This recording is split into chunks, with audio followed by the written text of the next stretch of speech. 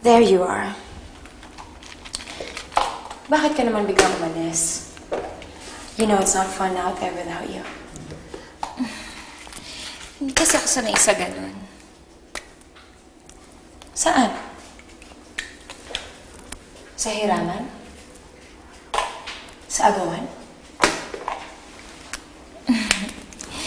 Hindi ako sanay makipagsiksikan. Oh, come on.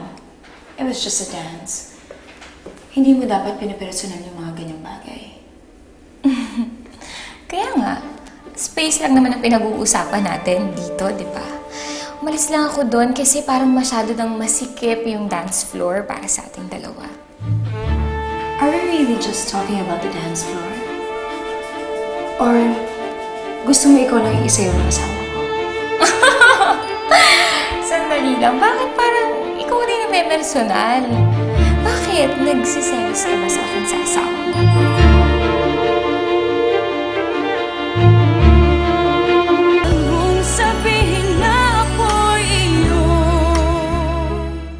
I saw you.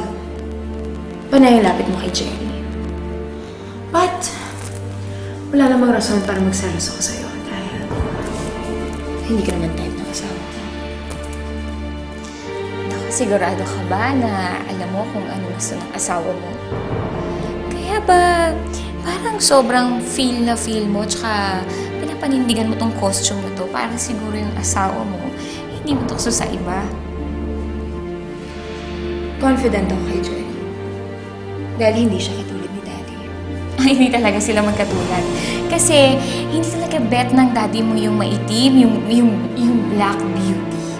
Ang gusto ng daddy mo yung mga maputi, mestiza. Kung sabihin mo, maputla. Kaya pala nagustuhan niya rin yung nanay mo. No? Pero kami maputla. Excuse me.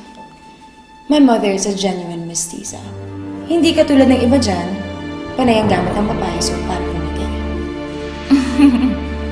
Kahit paano mo sabihin mo, pareho na kami ng nanay mo. Pinagkaiba nga lang namin, nung nabuntis siya ng tatay mo, pinalaya siya. Samantalang ako, seryoso. Huwag mong ikumpara ang sarili mo sa nanay ko. Dahil ang nanay ko, mabait na tao at marangal. Hindi siya manloloko at hindi siya mukhang pera. Malala nga talaga ang amnesia mo, no? Sige, huwag kang mag-alala. Ipapaalala ko sa'yo. Ang nanay mo, isang oportunistang katulong. Nagpabuntis siya sa tagapagmana ng mga filya ko. Pero, wala siyang nahita. Kasi, malay ba natin kung marami pa palang lalaki yung sumunod kay Ruel? Hindi totoo yan. Tapos, hindi siya nakontento. Nagsumiksik siya sa tatay ko. Kasama yung bastarda niya. At ikaw yun.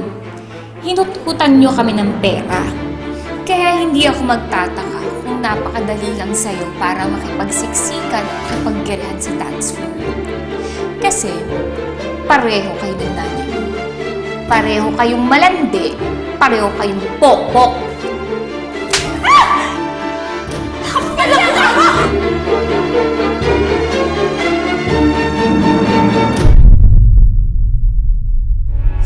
I just can't believe what pushed Lovelia to slap Agatha. Gusto, I could slap you hard, but I won't give you the pleasure. Because of your misunderstanding with Agatha, gusto na niyang umalis dito.